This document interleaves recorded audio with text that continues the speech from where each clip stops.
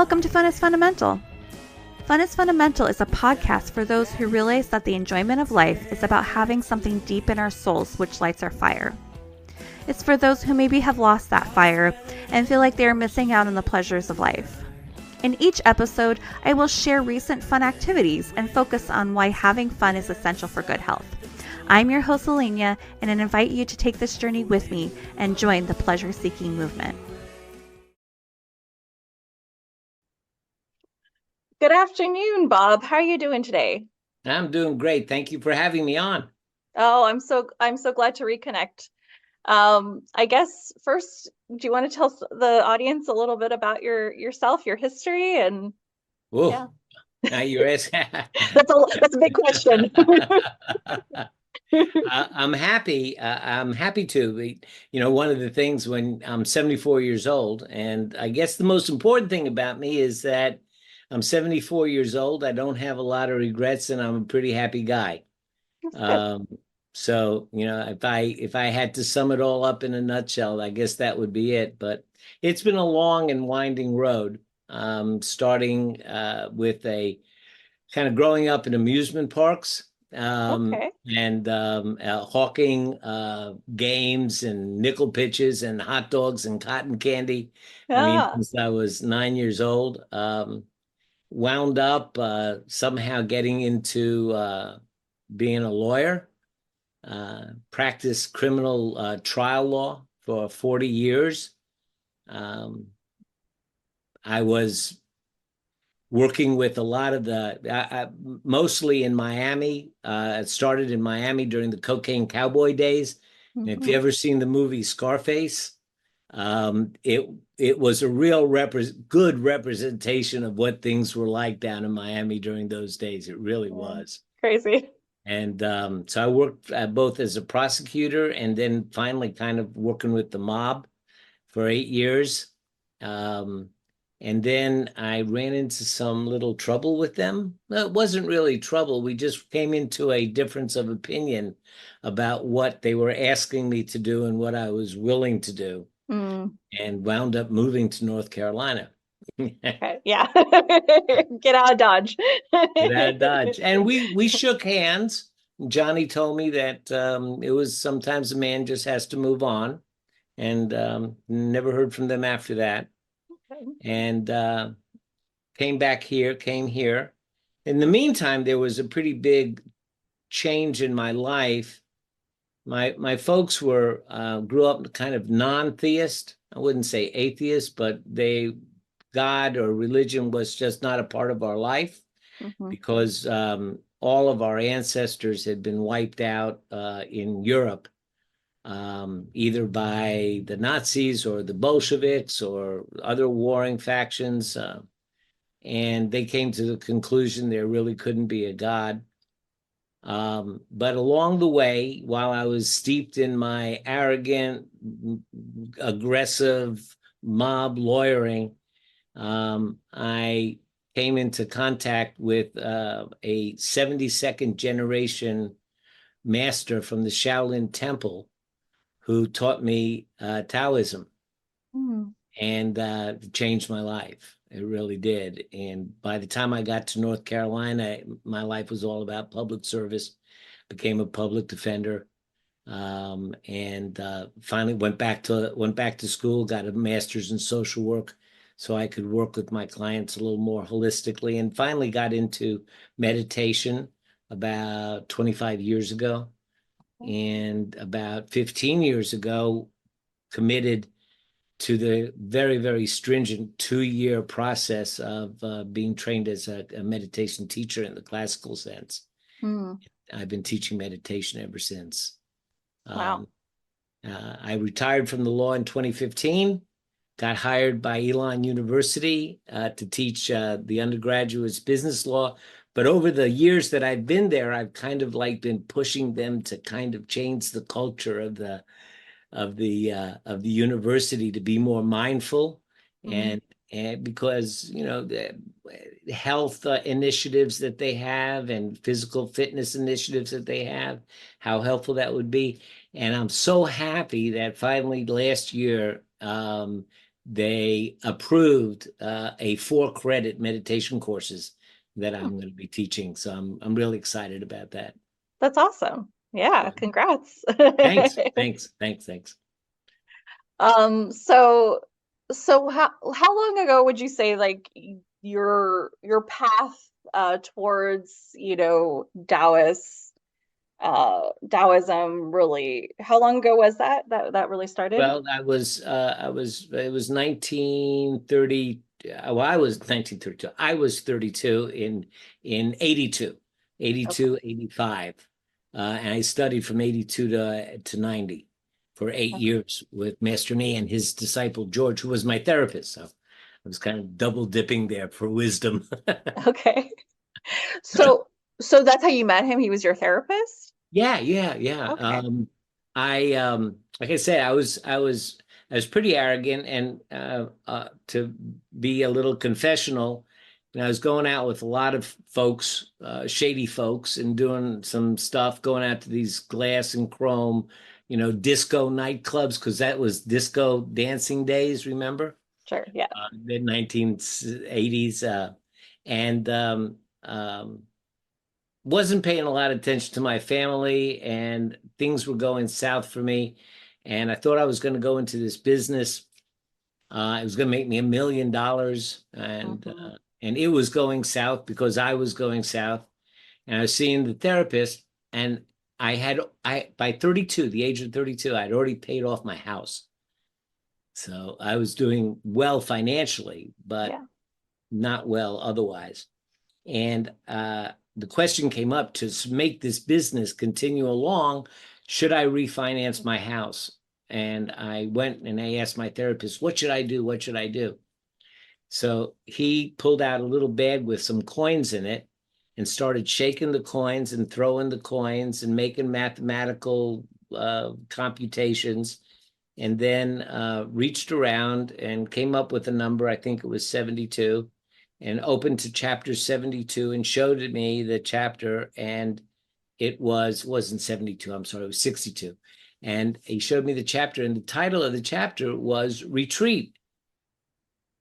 And I looked at it, and I looked at him, and I cursed him out because I was paying him $65 an hour to throw coins. I didn't expect that from a therapist. You know? And I went out and drove around Miami and realized that that's what I had to do. And I went to the business office, and I walked in and I told the staff, it's over, it's done, I'm out of money, we're closed.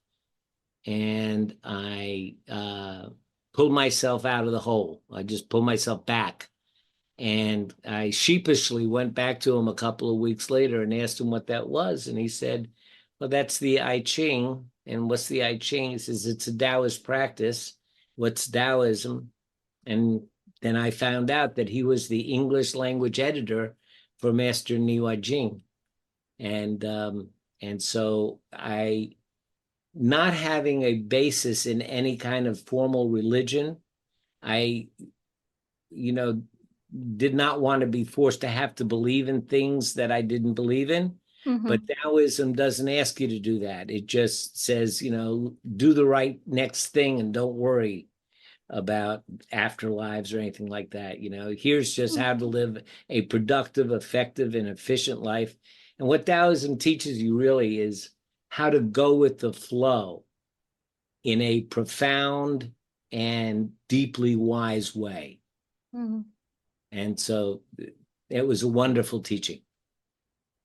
Yeah, I think a lot of people don't really know a lot about Taoism in the Mhm. West.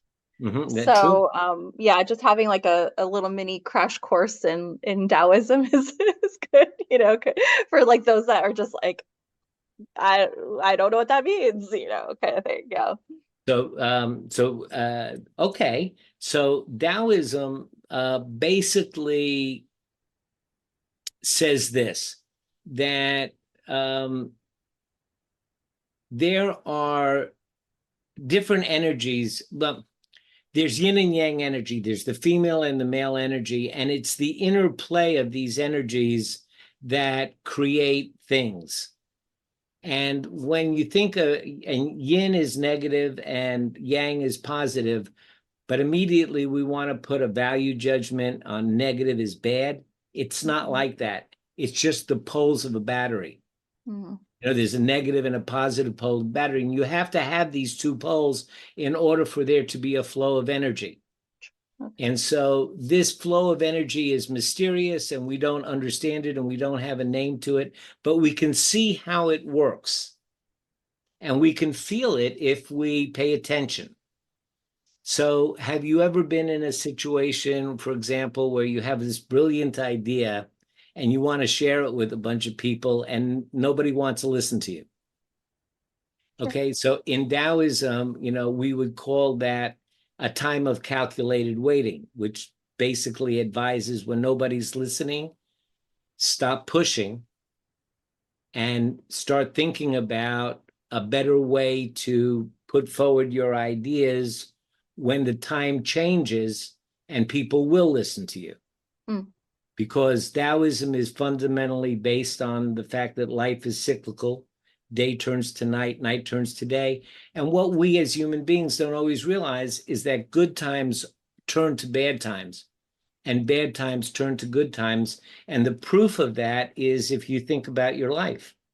Mm-hmm. Bad times have never stayed bad and good times have never stayed good. Mm-hmm. And so in Taoist thinking that there are just energies that, are operating and changing and have different, I guess you would call them frequencies. And the more that you can recognize them and align yourself with them, the easier and more effective and efficient life is. One more little example. Let's say that you're out in the water and you want to swim to shore. So the non-Taoist might panic, get excited and nervous, and start swimming and might exhaust themselves because they're fighting the tide that's going against them, as well as taking advantage of the tide that's going with them. The Taoist will swim like heck when the tide is going with them, but will conserve their energy and just try to stay put without falling back when the tide is against them. Mm. And they conserve their energy because they know that the tide is going to turn and go with them again. So they'll be ready to swim like heck. So there'll be this kind of hold back, move forward, hold back, move forward way of going with the flow. Mm. And when you see people practicing Tai Chi, you see that they're physically emulating this sense of a time to move forward and a time to come back and a time to move forward. And the actual physical practice of Tai Chi connects your body to the emotional energy that you can begin to sense in life generally. So if you practice Tai Chi, you actually begin to embody the sensation of energy that's going with you and energy that's going against you. Mm. And you start to move emotionally and conversationally with that energy. And it makes life happy, joyful, easy, but not with a lack of care, Sure. So that's kind of a nutshell idea of Taoism. Yeah, I mean, I like that. And I think that's something that could benefit a lot of people because I think, it's like one of those things where like they talk about like pain is inevitable, but suffering is not, that Mhm. you can choose not to suffer, Yes, And yes, so if yes. you just like are like accept the good and the bad, it can really be life changing. Yeah. Mm-hmm. I think I heard a great expression in that regard the other day. It says, for those that cannot tolerate uncertainty, life is full of anxiety. For those that can tolerate uncertainty, life is full of adventure. Mm-hmm. So it's not the uncertainty, it's how you deal with it. Yeah. Well, Right. I mean, yeah, the only thing you can control in this world is yourself and your reactions to things. Mm. You can't control other people. You can't control like what happens. Like, you know, we could have like, you know, an earthquake today, and like no one would know. It would just happen, and we'd be like, oh, what are we gonna do? Like, you know, we can't control it. Yeah. Mm-hmm. But Yeah. yeah, but we can control how we react to it, or how we prepare for something, you know, obviously also. Yeah. I would like to hear a little bit more about like your time growing up. And you talked about a lot about like not having any, you know, any religion at all because your parents had been really like harmed Yeah. spiritually. Mm-hmm. Um, and like, you know, reflecting back on that, and maybe like some insight to maybe some other people that like also feel spiritually like they have suffered Mm-hmm. spiritually. Yes. Yeah. Yeah. No, you ask a question that's very, very important to me. So thank you very much. So my dad, my mom was kind of like the my I guess she was kind of like the workhorse of the family. And like I say, we had the cotton candy popcorn stands and the games, and we had games and stuff like that. And she she was on the ground managing. Dad was figuring out and planning and arranging, and he was up in the office, so to speak. That was their relationship. So she was a real practical person. My dad, on the other hand, he was he was a very meticulous and a very good man. He cared about people, and I would even call him spiritual in his own way, although we never talked about it. One of the things that he did require of me, though, is that because we did a bit of traveling with the park, and he did require that I attend children's Bible school. Wherever we went, he would look at certain churches, not all churches, but the congregational churches and Unitarian churches, and I guess some of the other more progressive churches. But he would require that I go to the Bible. We whenever would go to service, he'd drive me to Bible school, 9 o'clock. I would go in, and not having been brought up in it, I would hear these stories of Noah's Ark and Garden of Eden, and they'd all be a little bit Disney to me.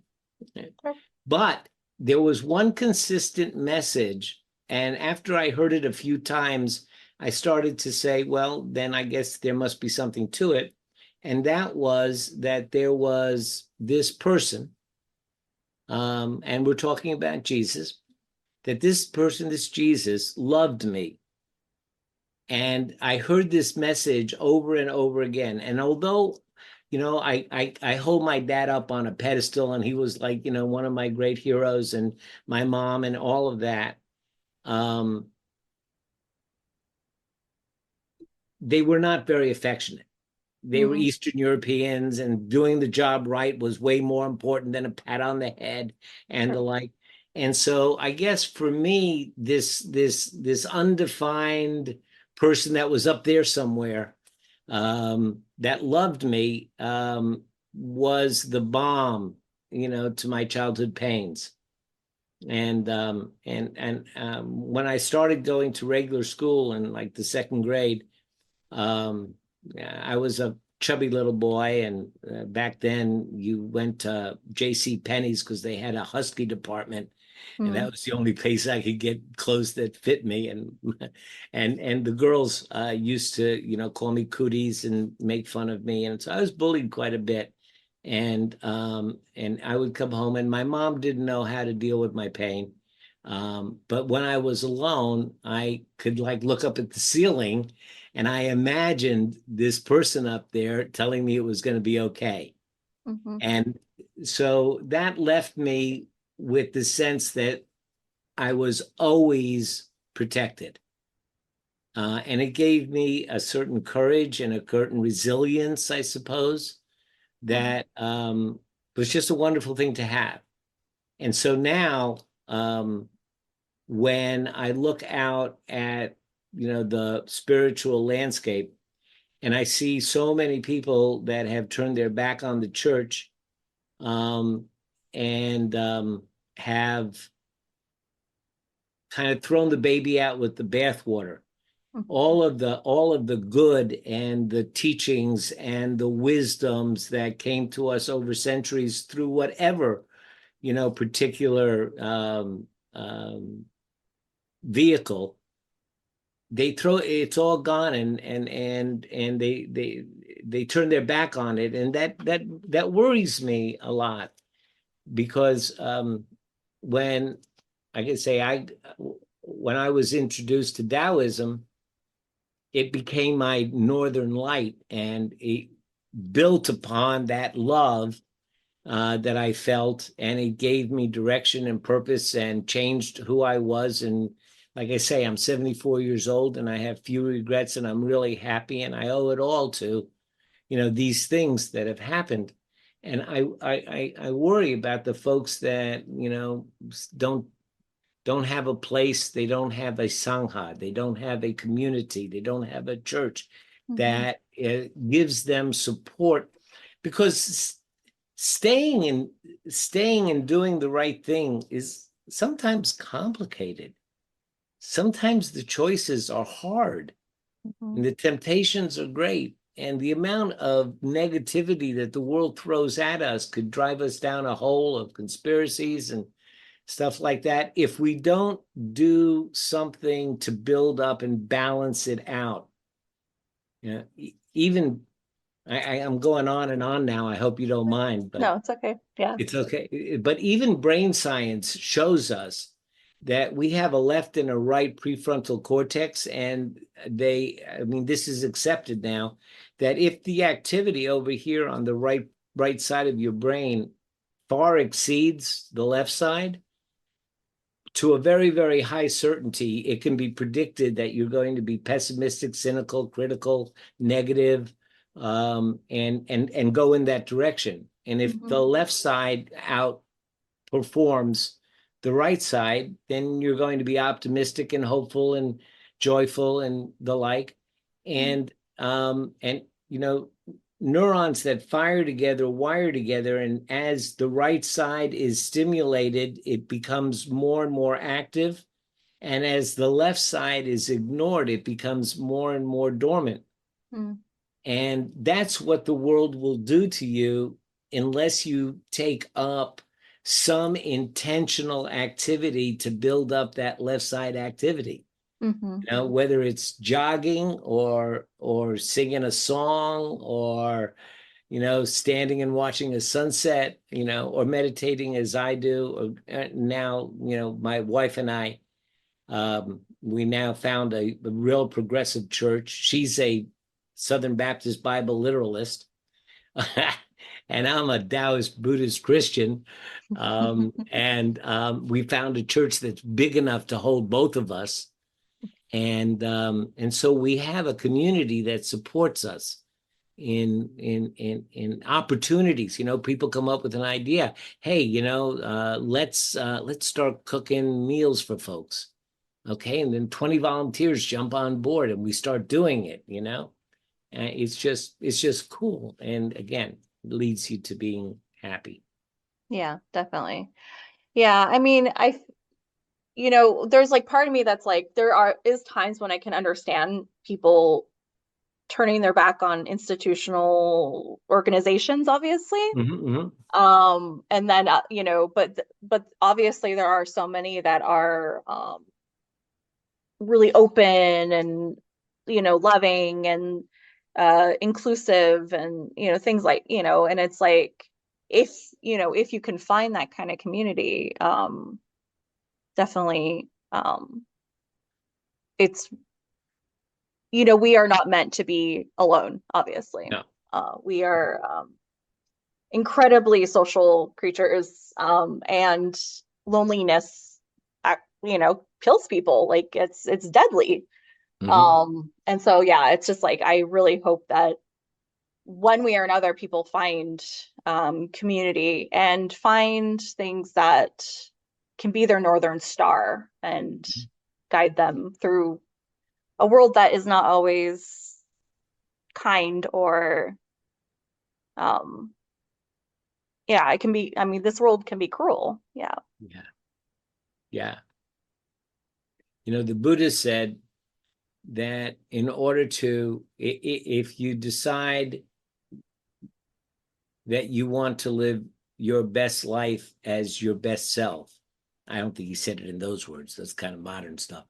But he said that it's important to find time to take refuge and step back. And he said that in order to maintain your direction, you need to take refuge in what he called the three jewels. To find a teaching that works for you, to find a teacher that you can trust, and to find a community that supports you. And these are the three jewels, and a place to take refuge. And, I can say I didn't grow up in the Christian church, but now I belong to one. And fortunately, it's a very progressive one. And I have a lot, it's funny, we have a lot of retired ministers who call themselves and identify as recovering Baptists or recovering Methodists. Although I do find that the Lutherans among them don't feel that they're recovering. They say we're just adding to our, so I guess the Lutherans must be a pretty good and giving orientation. I don't know. But Yeah. But there's so many folks there that when I have a question, about, how does this thing called substitutionary atonement, Jesus died for our sins. How does that work exactly? What is that all about? I mean, I have my own ideas about what it might have been doing organizationally and institutionally. But, I mean, what is, on a more profound level? And I have people that I can go and ask those questions and have discussions with. So, that's just a wonderful thing to have in your life. Mm-hmm. I mean, I guess that brings me to the idea of having people that you can have dialogues with, because so many people are really closed off to anything that they view as that questioning of them, or who they are and what they believe, and not being able to have conversations, especially around things like religion, obviously, because it's threatening to them. Yeah. And so 2 or 3 weeks ago, I have a friend, a country bumpkin. His name's Ralph Waller, and his wife. They're just good old country folks out here in rural Alamance County, and I love him. And he is a country philosopher. He writes his thoughts and posts them on Facebook every day, and they're always, either a funny little story or some insight that he has. And I just love Ralph and his wife. They're just great folks. Anyway, we are in North Carolina, and so Tennessee is not too far. Pigeon Forge, Tennessee, is right over the border, and that's where Dollywood is. No. So he'd been to Dollywood a number of times, and I said, let's go to Pigeon Forge for a long weekend. And he said, okay, great. So we all went, and we went to Dollywood for a day. So when we got to Dollywood, we're in the middle of Smoky Mountain Christian country. Mm. And let me, if I can just step back for a second and contrast that with something else that happened.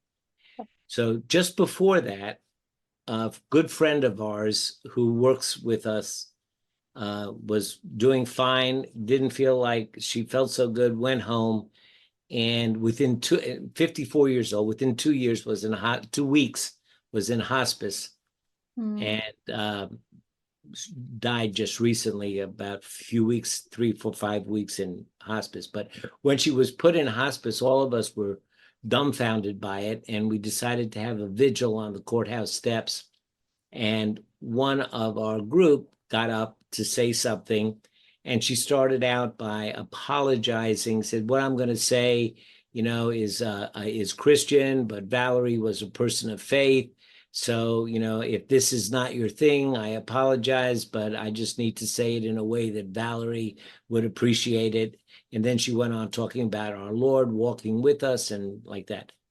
But I went to Dollywood, and if she were going to do that in Dollywood, she would not have to apologize. Mm-hmm.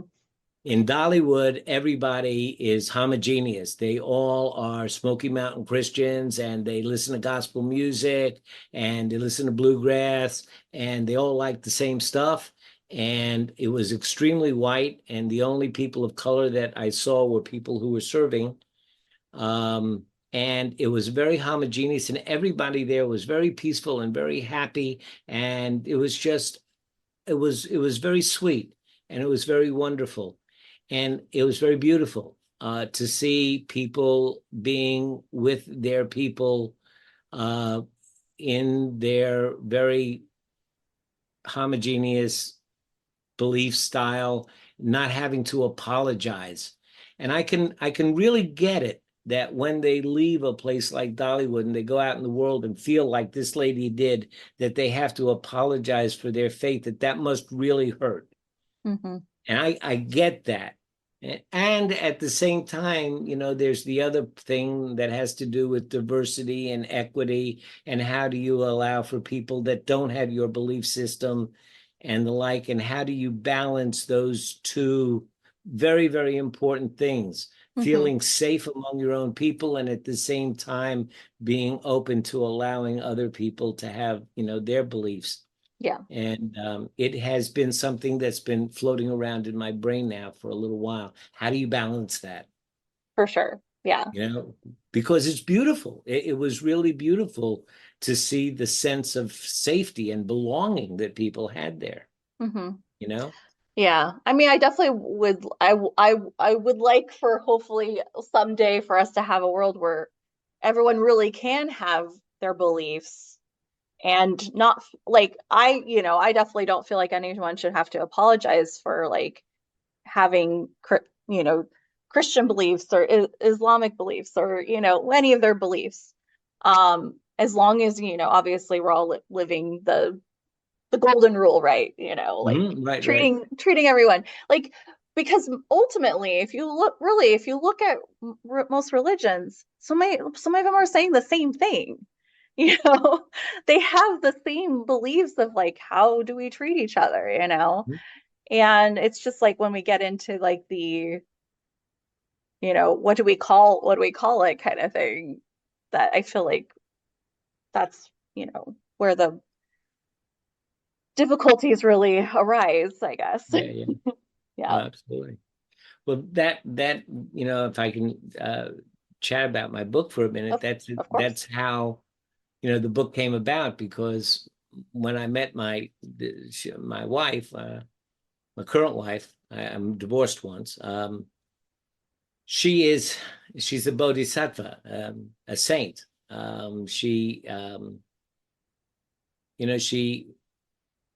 She'll do anything, and if she sees somebody that is suffering, in pain, needs some help, can't work things out, she'll just move in without looking for any kind of pat on the back or anything. She just will go do what needs to be done, and is almost even curious as to why anybody would say that was a nice thing to do.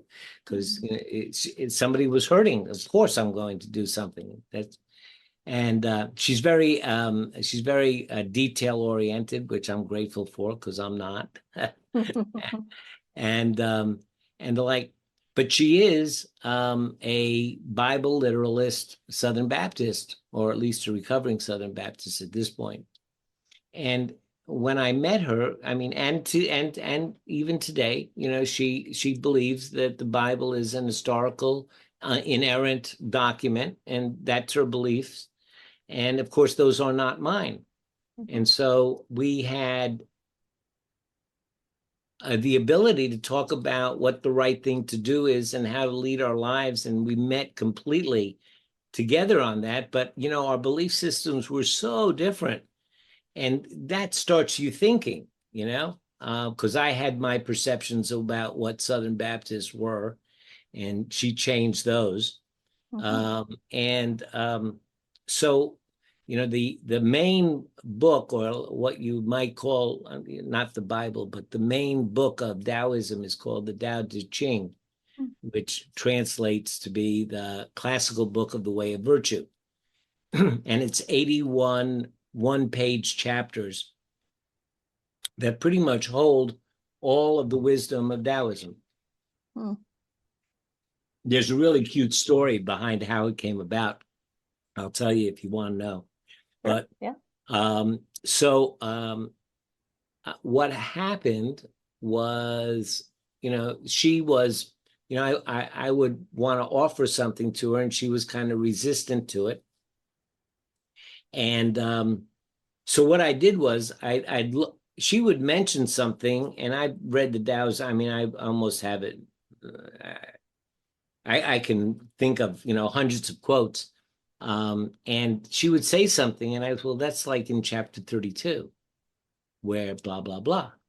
So all of a sudden, one day I decide I'm going to go to chapter 32 and look at that. And they say, well, where does it say in the Bible the same stuff?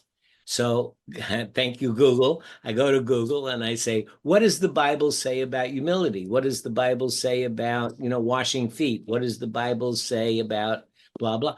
And then I would get all this stuff, and then I'd get all these readings. And the more I read, the more I became understanding of just how, when you take some of the history and the wars and, the tribal, and take all that historical out, but you look just at what are the teachings, what did the prophets say?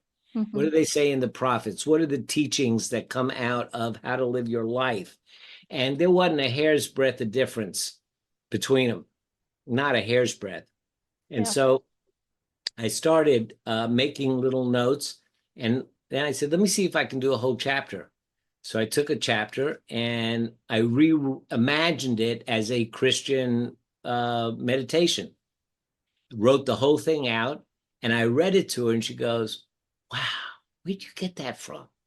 And I said, well, I got it from this. And she'd read that, and she goes, and you got that from this? And I said, yeah. I said, that's really cool. And it started us talking, and we talked for a couple of hours on that one chapter. And so then I wrote another and another and another. And finally, I did all 81 chapters. And Kendall Hunt, the national publisher, they heard about it and reached out to me, and they published it. And so it's out there, traditionally published. And it's awesome. And the beautiful thing is, like you were asking me before about, the hurt that the church has caused. I'm getting letters back from folks now who are saying, I left the church 4 years ago, and this is the first thing that has helped me to reconnect with my relationship with the divine. I feel like I can read this and I'm safe. There's nothing in here that's not true. And, I didn't create any of the wisdom.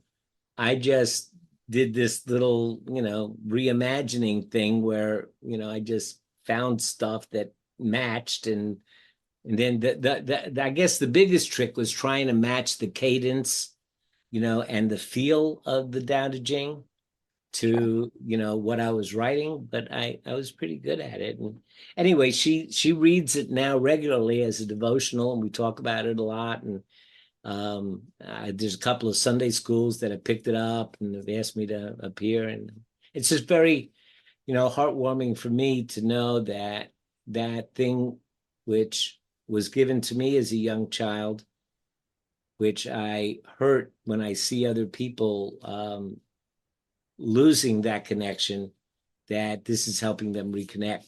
And so it's cool. Yeah. Well, yeah, it's become like a bridge in a lot of ways. Like there's a bridge between your wife and you, and a bridge between these two, religions, and a bridge for people to reconnect to, the divine, which is that's really beautiful work. Yeah. Yeah. You were saying something about the story of how the how do you say it? Well, it's spelled Taoteching, and most people would call it Tao Te Ching. But the correct Chinese pronunciation, the T is a D and the CH is a J. Okay. So it would be Dao De Jing. Okay. Dao De Jing would be the pronunciation. So yeah, so the story of the Dao De Jing is this, that Lao Tzu was this, which means the old man.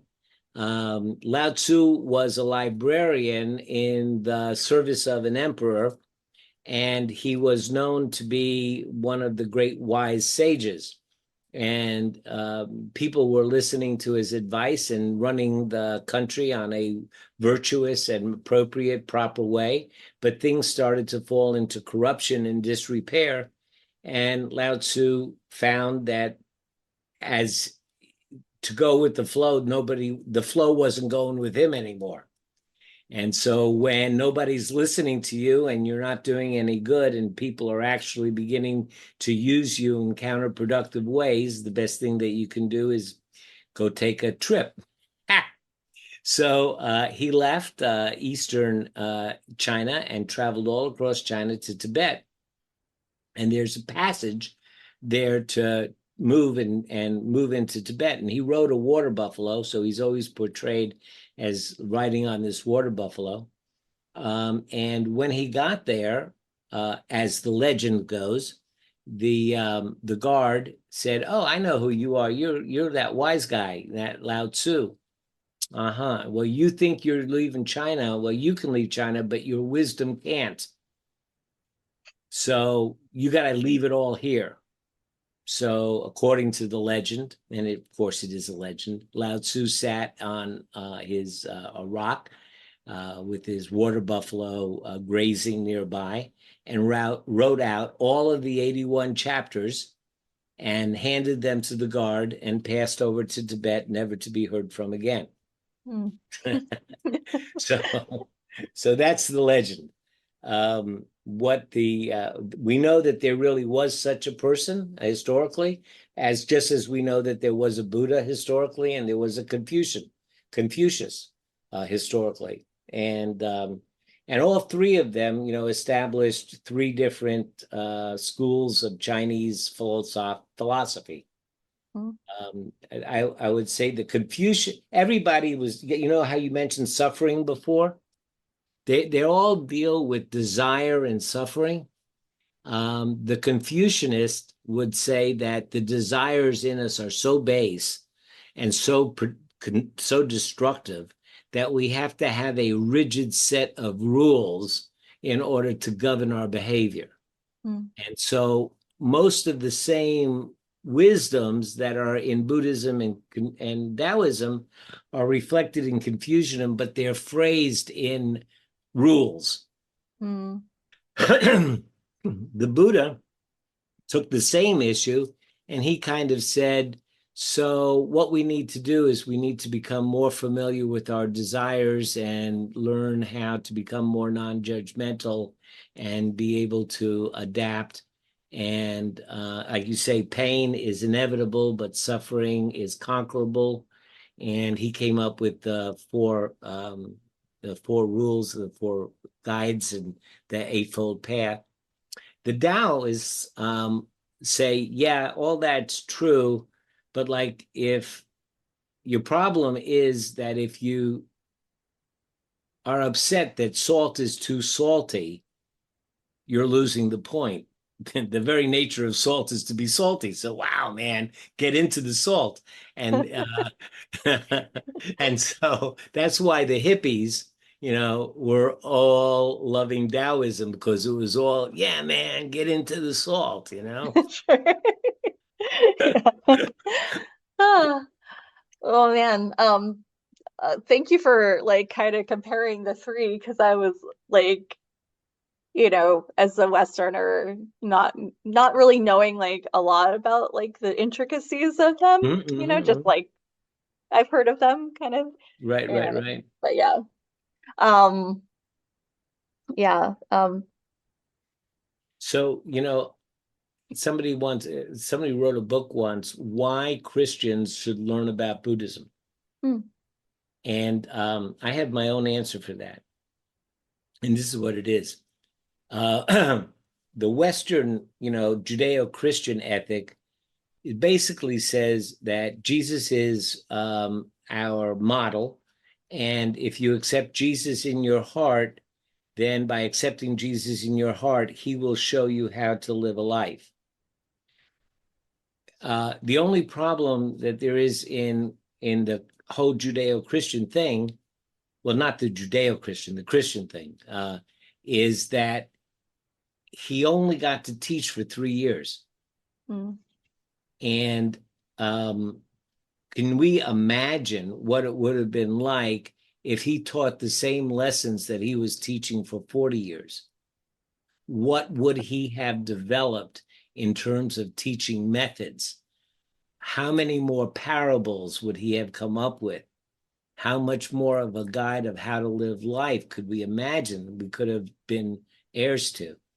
Now, over on the Eastern side, you have a Buddha who taught exactly the same lessons, all about compassion and forgiveness and gentleness and the like, all same lessons, but he taught for 40 years. Mm-hmm. So he developed methods of teaching, and he developed methodologies, and he developed meditation techniques and practical ways to change your basic desires and recalculate, not recalculate, it's not the word I'm looking for, and reprogram your database so that you actually start having the automatic thoughts that you want to have instead of the automatic thoughts that have been imposed on you by the world. Mm-hmm. So he developed techniques for doing that. And so what we have in Buddhism are the techniques for how to cultivate the virtues that Jesus taught. But what Buddhism doesn't have, it doesn't have a model of unquestioning pure love. Mm-hmm. And Jesus represents a model of unconditional love. And so if you can take that sense that unconditional love exists and is attainable, and you can put that together with techniques to help you get there, it can be really powerful. Yeah, sounds like it. I think I remember seeing that there's like someone like kind of came up with like these like little comics that were Jesus and Buddha being like friends. And I was like, oh, I love that. I love the idea of Jesus and Buddha being friends. Mm-hmm. Yeah, that's really amazing to think about where where else it could have gone, with more time. But yeah, but that Buddha has those answers, of Mm-hmm. ways to do that. Maybe let's talk a little bit about fun. Fun? Yeah. Okay. So how has your life changed in like the amount that you enjoy your life since you feel like you found um more meaning, I guess, in your Mm-hmm. life? Mm-hmm.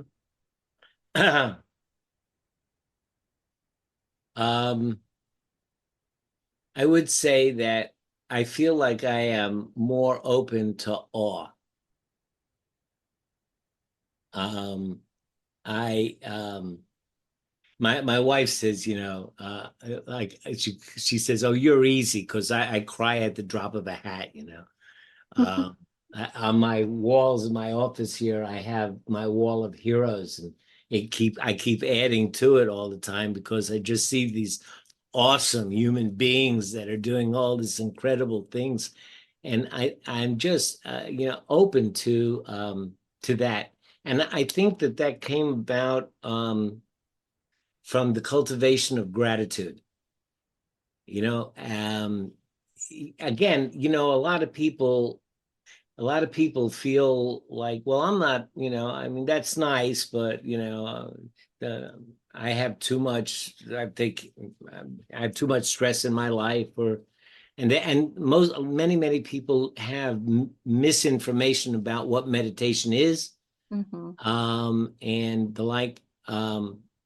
But gratitude is the process of being able to recognize that not everything depends on me, and to take those burdens off your shoulder, if you can look at a meal and just think about all of the forces, both economic and personal, from the people that picked it to the people that packed it to the people that transported it to the, and you think of all of these forces that have brought, this plate of cherries to your table. It is awesome. And I think that, cultivating some of these things has left me open to this sensation of awe. And I think that awe is the counter or the corollary to PTSD. Tragedy happens, trauma happens, and it changes the way that you think. I think awe is the positive side of that. When you have that feeling of being in a thin place, of just, being part of a universe that's so much bigger and so much more than just you, and that you almost fade into it for a moment and you lose yourself. Those sensations change the way that you think about things. So I'm very grateful to that. I would say, and that leads you to having fun and being playful and childlike, and not thinking so much of yourself, and not having to hold up a shield, and really being kind of invulnerable, because you got nothing that you need to protect. Hey man, I am what I is, and that's all I is. And when you can get to that place, then nobody can hurt you. It doesn't mean I don't get angry. It doesn't mean I don't get pissed off. I don't get frustrated. I don't, get upset, and I don't, hold my fist up to the universe and cry why sometimes. Saw a wonderful quote from Justice Sotomayor just the other day. She goes, "Yes, sometimes when a case decision comes down, it infuriates me, and I go into my office and I close the door and I cry and I cry. But then, what you got to do, you got to, you take away the tears and you stand yourself up, and you got to go back and fight the good fight." Yeah, I mean, what kind of world would we live in if like people would just give up every time something Right. like nothing good would ever happen? You need people that have the strength to keep getting up. Yeah. Yeah. Resilience. Yeah. Resilience. So can I talk a moment about what meditation is and what it's not? Sure. Yeah. So a lot of people think that, meditation is about quieting the mind and finding peace. It's about at least emptying the mind. Those are the words that most people, and the moment somebody sits down, I could never do that because my mind just races and all these thoughts come to me and everything like that. And so I could never do it. And then I find this happens all the time. And when I talk to somebody about it that's genuinely interested, and I say, but that is normal. That's what your mind does. It's not about quieting your mind at all. It's about just allowing all of that to happen. See, the stress that you have in life is because you're resisting all of those thoughts. You're thinking I shouldn't have all these thoughts, and then you're judging the thoughts, and you got this committee in your mind that's passing judgment on a million different things, and you're resisting that whole process. And whatever you resist persists. And so what meditation does is it lets us take a breath. and just sit for a moment and watch the process. Whether it's judgmental, whether it's caustic, whether it's negative or positive, whatever it is, we just learn, and it takes practice. But the practice is not that your thoughts shouldn't happen. It's just the ability to watch them. And sometimes you get caught up in them and you stop watching them and you get caught up in them. And then you are your thoughts. And then at some point you remember to step back and watch your thoughts again. And the more you get caught up in your thoughts and then step back and watch your thoughts and get caught up and step back and watch them, the more that you do this, the more familiar you get with what it's like to watch your thoughts. And then the big benefit of it comes when you are familiar with it enough, that place to be where you're watching your thoughts. Like for me, if something happens that causes anger to come upon me, there are times when I am angry and I'm acting angrily, but at the same time, I'm also watching myself be angry. And from the place of watching myself be angry, I can begin to moderate my anger to make it effective and pointed and not harmful. I can start to shape it so that it works for me and does what I want it to do without it getting away from me. And that ability not to stop your thoughts or to vacate your thoughts, but simply to watch them, it allows you to eventually, with practice and with gaining the skill, you eventually can start to notice that certain thoughts are repetitive. And once you notice that they become that you have repetitive thoughts, you don't try to stop them. You allow them to be. But the funny thing is that after a while, you get bored with them. You get bored with the thought. And when you get bored with the thought, it naturally goes away. So over time, the thoughts that are not helpful, they just kind of disappear slowly. And the thoughts that are helpful start to happen more often. And so you actually have the ability to design your thinking so that with time and with practice, at first it's just like a kid in a candy store being amazed at all these crazy thoughts you have. But over time, you become more skilled and you actually get to have a say in the matter of who you are, which is just cool. Yeah. Well, yeah, I'm sure like when you're going through it, you're just like, oh, you again? I see you. Exactly. Mm-hmm. I always like to ask my guests, how do you define fun?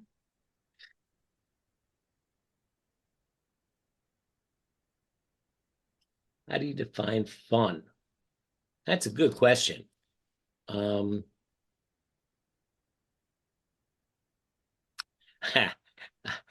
Nhat Hanh said, and I think this is pretty good, gets there most of the way, doesn't all. He said, paradise is to not have a toothache. Because when you have a toothache, you know that paradise is to not have a toothache. Yeah. Sure. So I think, in the broadest sense, fun is to not have a toothache. Fun is not to suffer. And then you become like a little child to be flexible and to be resilient. And children, they can have fun with anything. I mean, you buy them this big old expensive toy, and what they want to play in is the box that it came in, right? Yeah. They're like cats. Big boxes. And your imagination runs and everything else. And if you feed yourself good images, and you protect yourself from, the Buddha also said, you must put guardians at the portals to your mind. And I sometimes see these kids that are going to these hack and slash horror movies, and then they have nightmares and they go, why do I have nightmares? Well, okay. So I think that I would define fun as what life is when you're not suffering. Everything is fun. Mm-hmm. Well, yeah, I mean, when you get to like a kind of a place where you feel just like a lot more peace, like just like everything just will light you up like way more, because you're not taking everything so seriously, and like, you know, you're one, everything's on fire. Like, like it's one disaster after another. Yeah, everything just is like, oh yeah, there's that. Oh, look here. Yeah. Yeah. Yeah. Yeah. At least, that's what I would want with my life. But sometimes I suppose, when you have a task that needs to be performed and it's really challenging, I can't say that that's fun, but when you accomplish it, it's fun. Yeah. Feels good to accomplish things that were difficult. Yeah, definitely. We do the puzzles in the morning. We do Wordle, and we don't do Sudoku. We can't get into, but we do Wordle, and we do the mini crossword, and we do a couple of the other little puzzles that come in the New York Times every morning. Mm-hmm. And when you do the mini crossword, there's this little do piece of music that comes up, and whenever we get it and we push the last letter and that little thing comes up, we both recite it together and giggle, and so this is fun. It's kind of like like circus music or something. Yeah, right, Like. exactly. I also like to ask my guests, what is your play personality? According to the Institute of Play, there are 8 play personalities: Oh, okay. the Joker, the kinesthetic, the competitor, the storyteller, the collector, the director, the explorer, and the creative. I'd say storyteller. Yeah, I can definitely see that. I would say, I mean, I think I might float into some of the others from time to time when it's called for, but Sure. the storyteller would be it. And I suppose it's appropriate, 74 years, you develop a lot of stories. Sure. Yeah. Well, and I mean, yeah, and you have an interesting story that, most people, probably don't live quite the life that they set out for, kind of thing. And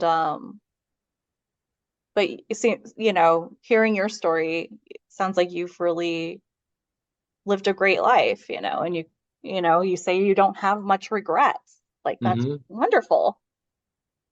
Yeah. Yeah. Well, one of the things that I guess that really does fit, I guess, because one of the things that I have learned to do is whenever I'm, sometimes you share a table with somebody and you find yourself talking to a stranger, or somebody new joins your little group or whatever. So you're going to, somebody. So even if it's just, for temporary time, and I just didn't say, so tell me your story. And people understand the question immediately. Some people, will guffaw and cough and, oh, I don't have much of a story. So tell it to me anyway. Well, you ask, where did this happen or that happen? And then all of a sudden you find out that there are these amazing stories, right? Everybody. I mean, sometimes, you look at people just walking by, in a city, thousands of people, and you think, God, each one of these people, they have an entire story. Yeah, Mm, 100%. mm. Well, thank you so much for being on. I really enjoyed our conversation. So happy to be here. It was Yeah. wonderful, wonderful. Thank you for some wonderful questions. Oh, I'm glad that you enjoyed it. And I Mhm. enjoyed hearing your stories. Where can the audience find you? So they can find me easily at awiseandhappylife.com. Or if they're interested in my book, iamthewaybook.com. And they can find, yeah, I suppose that would be the easiest. They can find me on Facebook. I've got a couple of, well, that'd be the easiest way. And from there, they can contact me. If anybody's interested in meditation, if they go to if they go to wiseandhappylife.com and contact me and say they'd like some information about meditation, I have put together a little pamphlet, what meditation is and what it's not, and a few quick little instructions. And I also have about 56 gigabytes of information on the website, which is all downloadable: videos, documents, audios, guided meditations, all that kind of stuff. And I can give them access to it. Just send me an email. Just contact me at awiseandhappylife.com. Wow. Okay, great. I will put all that in the show notes. Okay. Yeah, that may make it easy for them. But yeah, thank you. Thank you so much for being on. Thank you. It was very enjoyable. Thank you so much. You're very Okay. welcome. Be well. Bye. Thanks, you too.